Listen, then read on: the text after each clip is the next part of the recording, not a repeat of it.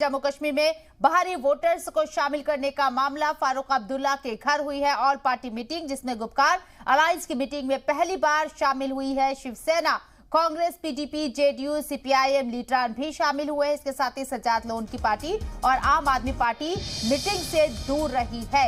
ये बड़ी खबर आपको बता रहे हैं। वाज़ेह रहे कि बाहरी वोटर्स को शामिल करने के लिए जम्मू कश्मीर के अंदर अपोजिशन जमातें एकजुट होती हुई नजर आ रही हैं। फारूक अब्दुल्ला इस बात को लेकर लगातार आवाज और बयान देते हुए आवाज उठाते हुए नजर आ रही हैं, बयान भी लगातार दे रहे हैं। और इसी के साथ ही महबूबा मुफ्ती भी इस बात की मुखालिफत कर रही हैं। और इस पूरे मामले को लेकर फारूक अब्दुल्ला के घर पर ऑल पार्टी मीटिंग हुई, जिसमें गुपकार अलायंस की मीटिंग में पहली बार Shiv Sena, Congress, PDP, JDU, CPIM लीडरान शामिल हुए।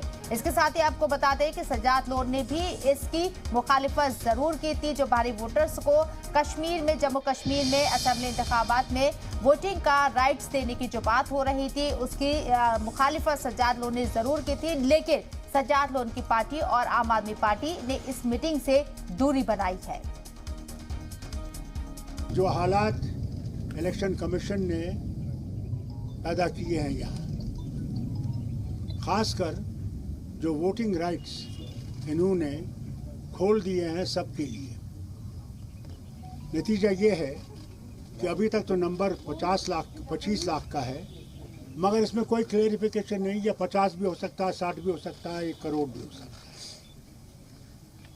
इसके लिए ये मीटिंग बुलानी ज़रूरी पड़ी कि रियासत का जो तशख़्ख़ुस है वो ख़त्म होने वाला है।